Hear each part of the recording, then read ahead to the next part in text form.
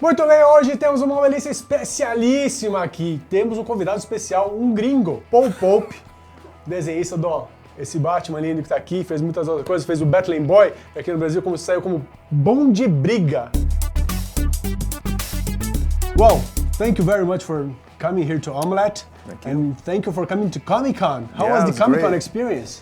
It's such a large show that the other large ones I've been to, especially in the New York Comic-Con, San Diego Comic-Con, they're often very stressful because there's too many people. Mm-hmm. This was nice because it was more spacious and calm. I feel like here the emphasis is more on the arts and the comics rather than the big media explosions with too many movies and compared to San Diego, it's yeah, completely different. Yeah, it's better. I think better.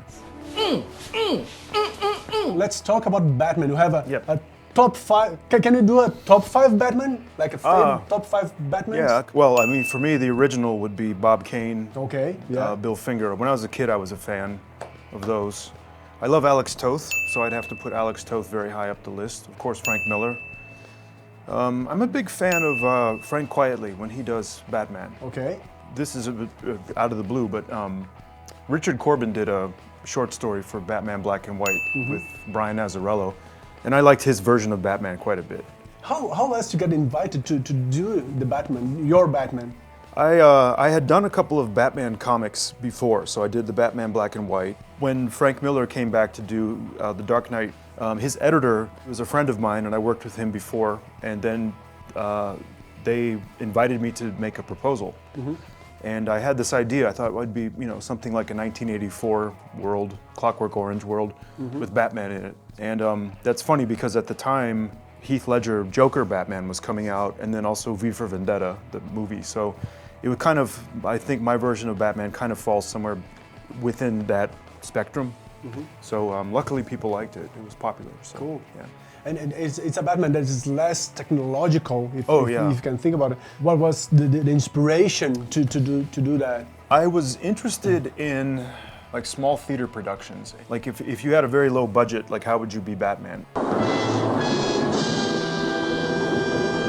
And I thought you would probably need a team of people. Batman can't be one person. He needs more people to set up. Where's the motorcycle and where's the extra costumes and where's the doctor? And we always see this Batman who's like tough, but I thought it's more interesting to see a Batman who's bleeding and sleepy and exhausted and then needs to eat, and like a very human Batman. Uma outra coisa que o Paul fez é o Battling Boy, como a gente estava falando, né? É uma HQ que ela vai muito. Ele fez isso pensando no sobrinho dele, que não conseguia ler, não podia ler as coisas que ele fazia antes. Então ele foi atrás de uma HQ que fosse boa para as crianças lerem. Can you list some of the comic books that are like safe for kids to go on and read? Yeah, I think most of my work up until Battling Boy has been like adult. It's not suitable for 5-year-olds. But he was a little boy and he knew I drew comic books, and I couldn't show him any of my comic books.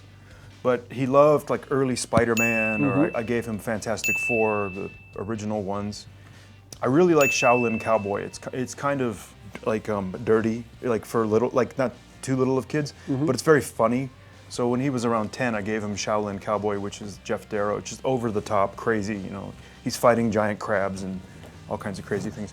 But for superheroes, I think if you go back to the classics, like the early Doom Patrol, of course the early Batmans, and I was a big fan of like the early Marvel comics. So for Battling Boy, I wanted to find something that, like the inner 10-year-old or 12-year-old, like what would he think was cool? So I wanted to draw, like cool cars and costumes and laser guns and cute girls and like all this kind of stuff. So, that was the idea. And how is this going for a sequel to the Battling Boy? Oh, well, I'm finishing, it's a very long project. It's taken 10 years. But, when it's done, hopefully it'll be like an epic and like classic and that people will want to read it in 50 years and things. But I have maybe 3 months left to go. And then I have a challenge with Raphael Grandpa to finish Furry Water, and I'll finish Battling Boy. So it's a good competition. Now we can see who's going to finish first. Well, once you mentioned Grandpa, I know that you had some crazy nights here in São Paulo. Can you Not Can too you say, crazy. how was it, this São Paulo experience? Oh, I love São Paulo. I'm coming back for sure. We went to a party the other night at a recording studio for some friends of Grandpa's, and it was a surprise. They had it set up in a room. They had full, the amplifiers and the guitars and things and the drums, and that was fun. We just kind of jammed, and it was a big party, but we spent the entire night in this one room. And then when we came out, there were no people. I was like, where's the party? It's like, everyone left. They all went home. How about comics?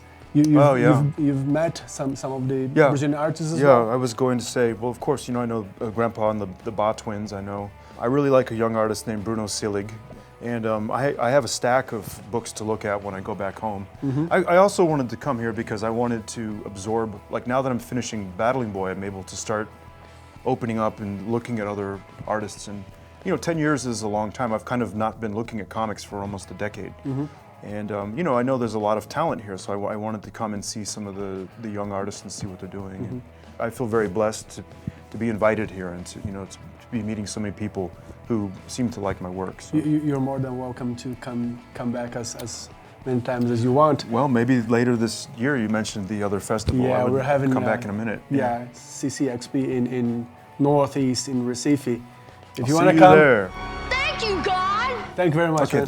thank you. Cheers. Okay. Galera, obrigado. Essa foi o Omelista aí. Várias coisas que a gente falou aqui com Paul Pope. Assina o canal, dá um like no vídeo aqui, comenta aqui embaixo o que você mais gostou. Qual é o seu Batman favorito? O que você acha do trabalho do Pope? Até mais. Valeu, tchau.